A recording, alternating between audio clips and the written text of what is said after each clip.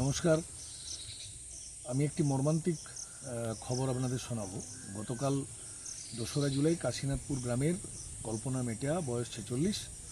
তিনি রোজগার মতো তার বাড়ি ফুল তুলতে গেছিলেন। বেলফুলের চাষ আছে, বাড়ির সবাই বেলফুল তুলছেন, উনিও তুলছেন। বেলফুল তুলে আসার পর বাড়িতে এসেছেন যথারীতি। 7টার সময় বেলফুল তোলা শেষ করে যখন বাড়িতে আসেন, ঘন্টা তিনেক পরে অর্থাৎ 10টা সাড়ে 10টা নাগাদ উনি হঠাৎ মাথা ঘুরে মাটিতে পড়ে যান এবং সঙ্গে সঙ্গে ওনার চোখে মুখে জল দেওয়া হয়। তখনই বুঝতে পারা যায় ওনার সিমটম দেখে যে ওনাকে পায়ে একটি ক্ষতচিহ্ন, সেখানে সাপের কামড় ভাবা হয়। বাড়ির লোক সঙ্গে সঙ্গে সময় নষ্ট না করে পিতপুর সুপার স্পেশালিটি হাসপাতালে নিয়ে যান। সেখানে ধরা পড়ে যে ওনাকে চন্দ্রবোড়া কামড়েছে। সঙ্গে সঙ্গে তারা নির্দিষ্ট সময়ের মধ্যেই 10টি এভিএস, পরবর্তীকালে আরও 10টি এভিএস দেন, কিন্তু পরিস্থিতি খুব নিয়ন্ত্রণে না থাকায় রেফার করে দেন অন্য হাসপাতালে যাওয়ার জন্য। কারণ আপনারা জানেন পাঁশকুড়া সুপার স্পেশালিটি হাসপাতালে ডায়ালিসিস বা অন্যান্য সুবিধাগুলো তুলনামূলক কম রয়েছে। এমত অবস্থায় পেশেন্টকে বিকেলে ভর্তি করা হয় সোমনাথ পণ্ডিত হাসপাতালে এবং সেখানে চিকিৎসা আবার শুরু হয়, কিন্তু পেশেন্টকে বাঁচানো সম্ভব হয়নি। রাত্রি 10:30 11টার মাঝামাঝি একটা সময়ে উনি মারা যান। আমি খবরটা পাই রাত্রিতেই, আমার কাছে খবর চলে আসে। আমি সারাদিন ধরেই ওই পেশেন্টটিকে মনিটরিং করেছিলাম, ওনার বাড়ির লোক আমার সঙ্গে যোগাযোগ করেছিলেন। তো এই যে কল্পনা মেটা মারা গেলেন, আপনারা যারা এই সমস্ত ভিডিওগুলো দেখেন এইগুলোকে দেখবেন এবং একটু বিবেচনা করবেন যে যখন আমি একটা ঘন জঙ্গলের মধ্যে যাচ্ছি, অর্থাৎ বেলগাছের যে উচ্চতাটা নিশ্চয়ই 2 ফুট তো বটেই, তাহলে সেরকম একটা উচ্চতার নিচে কোথায় ঝোপের মধ্যে কিভাবে কোনো সাপ লুকিয়ে আছে কিনা তো ওনার জানা নেই। উনি একটা ভ্যালি দিয়ে যাচ্ছেন, তলার দিকে তাকাচ্ছেনও না। সেক্ষেত্রে এই সমস্ত ক্ষেত্রে যদি উনি গামবুট পরতেন, হয়তো উনি সাপের কামড়টা থেকে বাঁচতে পারতেন বা এড়াতে পারতেন। আবার ওনার পায়ে কামড় দিয়েছে, উনি যদি সঙ্গে সঙ্গে বুঝতে পারতেন, তাহলে চিকিৎসার জন্য উনি 100 মিনিটের মধ্যে যদি হাসপাতালে যেতেন, তাহলেও ওনার চিকিৎসা পরিষেবাটা খুব দ্রুততার সঙ্গে করা যেত। সম্ভবত প্রায় কামড়ানোর সময় থেকে 3.5 ঘন্টার অনেক বেশি লেটে যখন ওনার চিকিৎসাটা শুরু হয়েছে, সেখানে কিন্তু ডাক্তারবাবুদের আর করার কিছু থাকে না।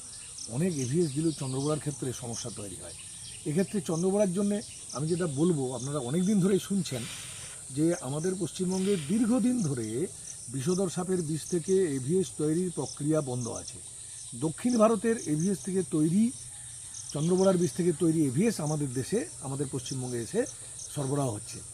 এটা ডাক্তারবাবুরা বলছেন, বিজ্ঞানীরা বলছেন যে চন্দ্রবোড়ার ক্ষেত্রে এই সমস্যাটা দেখা দেয়। আমরা এবং আমার মতো বহু বিজ্ঞানকর্মী এবং বহু চিকিৎসক বিভিন্নভাবে সরকারকে প্রভাবিত করার চেষ্টা করেছেন যে পশ্চিমবঙ্গের নিজস্ব এভিএস তৈরি হোক। এখন বোধহয় প্রত্যেকের আরও বেশি সচেতন হওয়া দরকার, জনমানসে প্রচুর পরিমাণে চিন্তাভাবনা হওয়া দরকার যে আমাদের নিজস্ব এভিএস যদি তৈরি হয় তাহলে আমরা গ্রামের মানুষদের বাঁচাতে পারবো। আপনারা জানেন প্রত্যেকে, পশ্চিমবঙ্গে প্রতি বছর সরকারি হিসেবে 850 মানুষ সাপের কামড়ে মারা যায়, বেসরকারি হিসেবে প্রায় সেটা 3.5 থেকে 4,000। তাহলে অসচেতন অবস্থায় আপনারা যারা জমিতে কাজ করতে যাচ্ছেন, গামবুট পরে যাবেন, হাতে লাঠি রাখবেন। রাত্রিতে গরুকে খড় দিচ্ছেন, হাতে লাঠি রাখবেন। ঘাস কাটতে যাচ্ছেন, হাতে লাঠি রাখবেন। জায়গাটাকে একটু নাড়িয়ে তারপরে ঘাস কাটবেন। রাত্রিতে টর্চ ব্যবহার করবেন, মশারি টাঙিয়ে শোবেন, বিছানা ঝেড়ে শোবেন। রাত্রিতে টর্চ ব্যবহার, এই সমস্ত প্রিকশন মেজার আপনাকে নিতে হবে। আমাদের বাড়ির চারপাশে ঝোপ জঙ্গল, সেগুলোকে পরিষ্কার রাখতে হবে, চারিদিকে একটু ব্লিচিং ছড়িয়ে দিতে হবে। আমরা যদি সবাই সচেতনভাবে থাকি, তাহলে বোধহয় সাপের কামড়ের হাত থেকে আমরা বাঁচতে পারবো। ফলে এরকম একটি মর্মান্তিক ঘটনা যাতে গ্রাম বাংলায় না হয়, সেজন্য আমরা সবাই একটা জোরদার আওয়াজ তুলি যে আমাদের পশ্চিমবঙ্গের নিজস্ব এভিএস চাই। অর্থাৎ পশ্চিমবঙ্গ নতুন সরকার ভাবুক যে কীভাবে বিষধর সাপের বিষ থেকে এভিএস তৈরি একটা ল্যাবরেটরি এখানে বানানো যায়, এবং চিকিৎসা ব্যবস্থার পরিবর্তন দরকার। গ্রামীণ চিকিৎসকদেরকে প্রশিক্ষণ দিয়ে বিভিন্ন ঔষধ দোকানে যদি এভিএসের মজুদ রাখা যায়, তাহলে গ্রামের মানুষ কাছাকাছি, হাতের কাছেই যদি এভিএস পেয়ে যান, সেক্ষেত্রেও কিন্তু তিনি তার প্রাণটা বাঁচাতে পারবেন।